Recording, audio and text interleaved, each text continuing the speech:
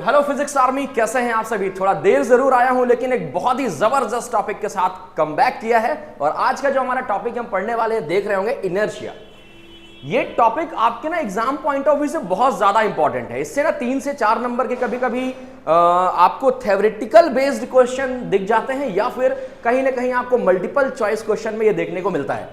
Inertia basically बहुत बच्चों को कंफ्यूजन रहती है इनर्शिया से। और यस, ये जो ब्यूटीफुल सा टर्म है ना, ये हमें कहां मिला था? ये हम लोगों ने देखा था गैलीलियो एक्सपेरिमेंट में। तो जो इनर्शिया टर्म है वो गैलीलियो ने हमको दिया था। क्या बोला था कि इनर्शिया एक ऐसी टेंडेंसी है विच रजिस्ट और oppose the state of motion. Is that clear?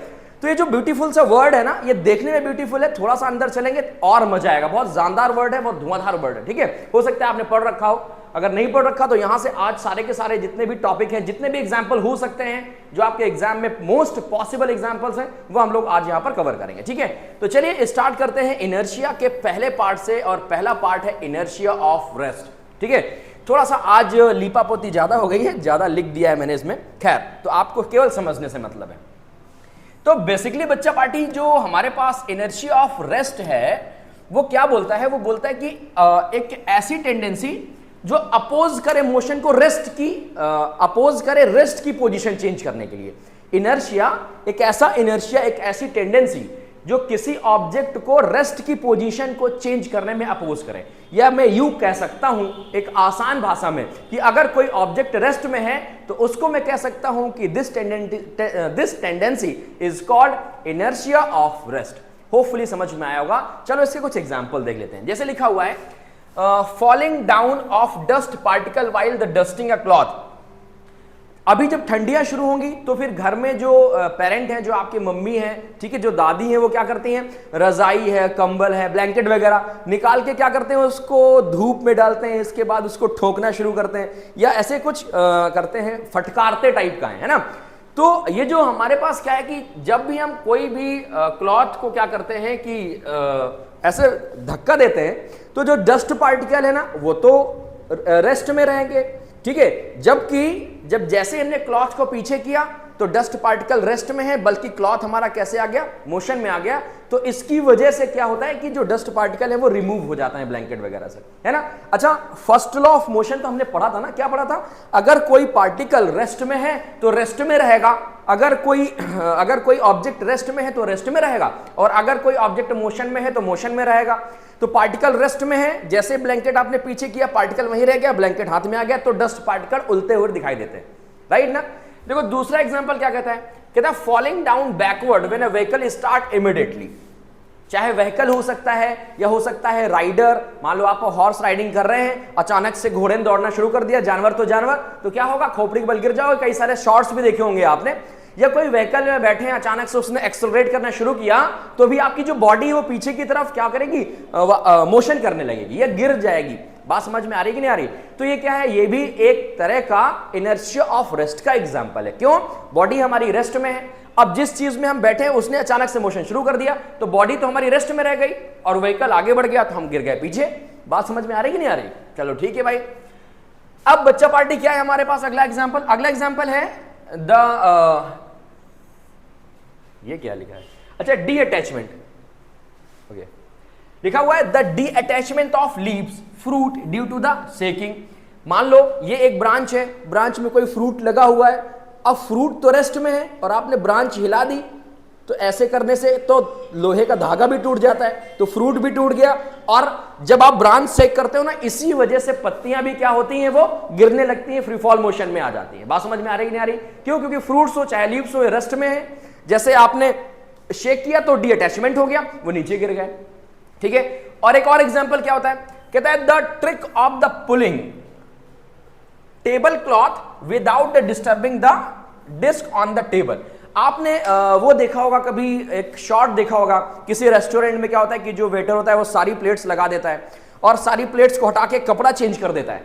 या फिर आपने प्रीवियस वीडियो तो मेरा देखा ही होगा, उसमें जब बॉटल्स हम लोग हटा रहे थे पेज की हेल्प से, तो bottle is continuous remains in rest, but page कैसे आ जाता है? मोशन में आ जाता है।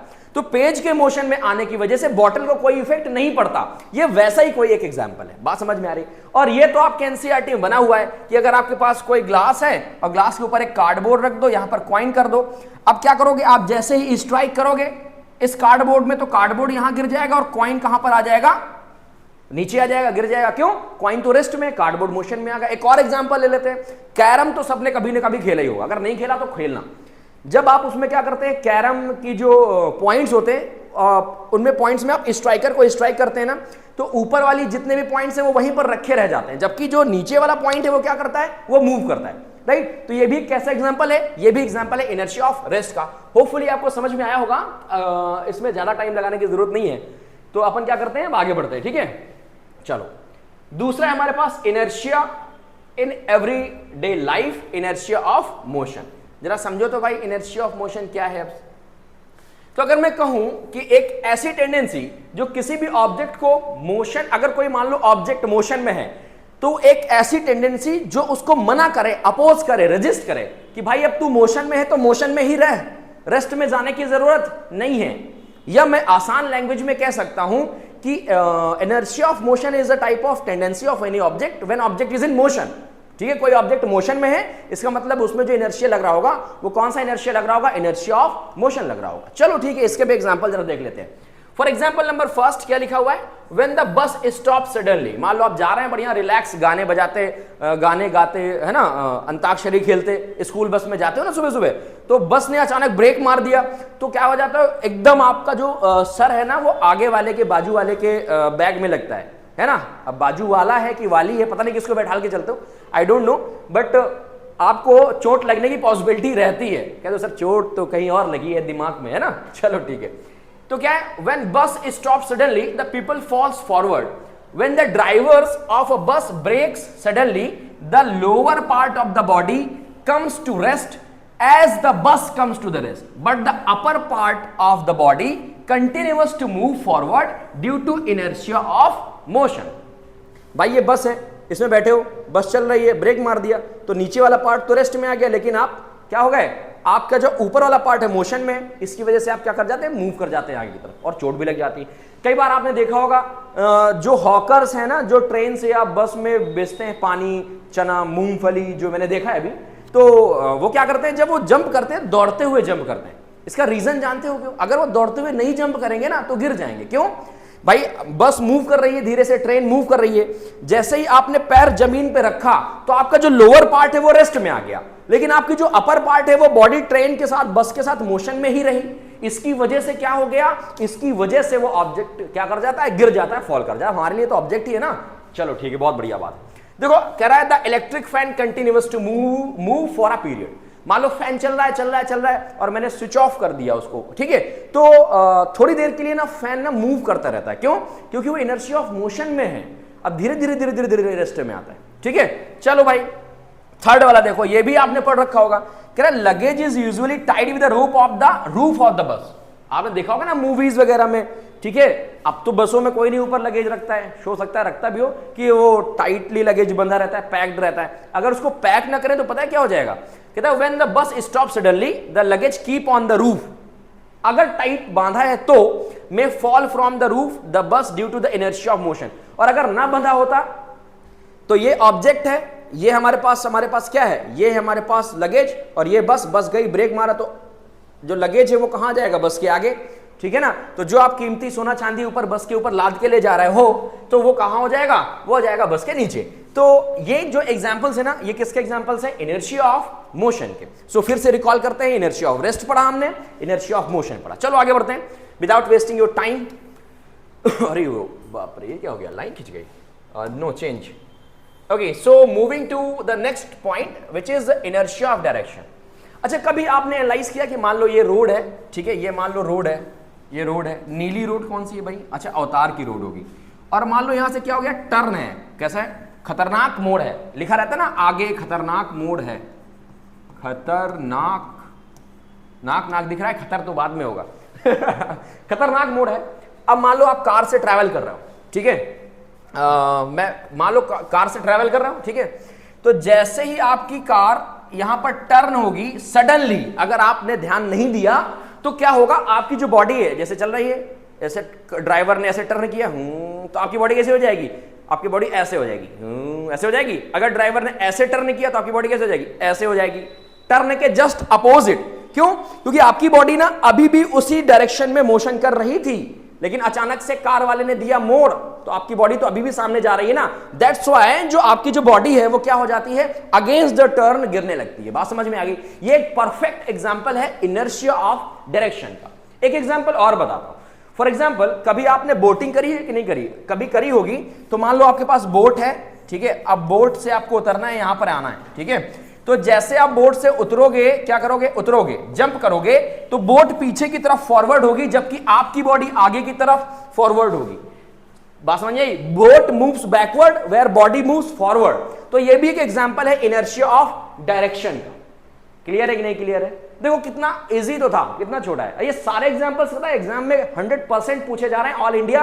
किसी भी आप 9th क्लास सीबीएसई के एग्जाम को उठा के देख लीजिएगा, ठीक है। चलो आगे बात कर लेते हैं अपन। अब ना हमारे पास किसी भी सीबीएसई के स्कूल की बात कर रहा हूं मैं, ठीक है, ज्यादा दिमाग मत लगाना। चलो भाई, अब हमारे पास है एक और चीज आपके लिए। क्या है? वह है इनर्शिया एंड मास। बहुत ही गजब की चीज है भाई, बहुत एकदम खतरनाक टाइप की चीज है। कैसे? तो इसमें एक महानोट बना के लिख लेना कि greater the mass the larger the inertia. किसी भी ऑब्जेक्ट का जितना ज्यादा मास होगा ना, उसका उतना ही ज्यादा इनर्शिया होगा। अगर अभी हम लोग सेकेंड लॉ ऑफ मोशन पढ़ेंगे ना, तो उसमें आपके माइंड में आएगा कि तिनके का क्या होगा, है ना, किसी चींटी का क्या होगा। तो ये सारी प्रॉब्लम्स से अगर आपको दूर रहना है तो ये पॉइंट को एकदम दिमाग में सेट कर लो कि किसी भी ऑब्जेक्ट का अगर मास ज्यादा है तो उसका इनर्शिया भी क्या होगा, ज्यादा होगा। चलो आओ थोड़ा एग्जाम्पल के साथ समझते हैं तो थोड़ा और मजा आएगी, राइट। चलो भाई समझते हैं भाई। तो सबसे पहले तो जरा देखो, तो एक फिगर देखो यहां पे दिख रहा होगा, दिख रहा है कि नहीं दिख रहा है? ये देखो, ये मान लो हो कोई भी व्यक्ति है और ये है खली, ठीक है। ये व्यक्ति का मास जो है ना वो है स्मॉल m। क्या है हमारे पास इस व्यक्ति का मास? Small m। और इस व्यक्ति का मास है बहुत ज्यादा। अगर मैं इसमें राउंड 1 फाइट करा दूं तो क्या होगा? आपको पता है ना, ये व्यक्ति इसको ऐसे उठाएगा और ऐसे निकाल के बाहर फेंक देगा। बात समझ में आई कि नहीं आई? सपोज दैट ये खली है। कौन है ये है खाली, ठीक है, और ये भरा ठीक है, मतलब ये है व्यक्ति ए। तो खली ना व्यक्ति ए को कैसे उठा के पटकेगा, ये आप लोग इमेजिन कर सकते हो कि इसका मास ज्यादा है तो ये इनर्शिया ज्यादा अप्लाई करेगा, ठीक है।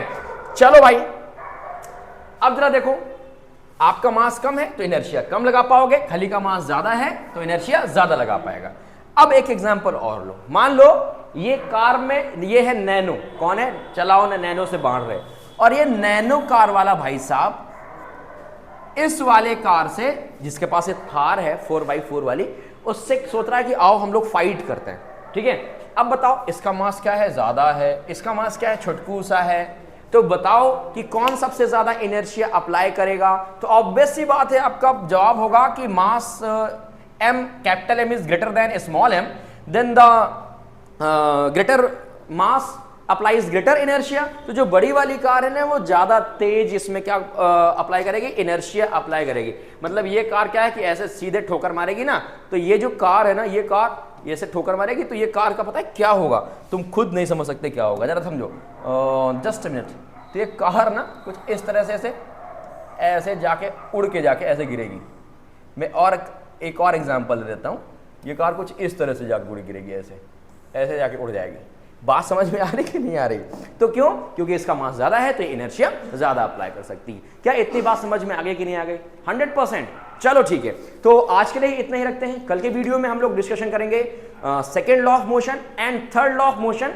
इसके बाद जो हमारा वीडियो आएगा, शायद कल 2 वीडियोस हम लोग डाल सकते हैं, जिसमें हम लोग डिस्कशन करेंगे कंजर्वेशन ऑफ मोमेंटम और इस चैप्टर के कुछ न्यूमेरिकल्स, ठीक है। और फिर शुरू करेंगे बहुत ही मिस्टीरियस सा टॉपिक जिसका नाम है ग्रेविटी। तो हमारे चैनल को देखते रहिए। अगर आपने सब्सक्राइब नहीं किया है तो सब्सक्राइब करके हमारी 1000 की जर्नी को सपोर्ट कीजिए। आज के लिए इतना ही। Thank you so much. एक जस्ट सेकेंड, ये QR है, प्लीज इसको क्या कर लीजिए आप ना, QR स्कैन कर लो तो हो सकता है कि नोट्स आपको मिल जाए। अदरवाइज मैं लिंक डालने की कोशिश करूंगा इस PDF की, ठीक है। चलो बाय बाय।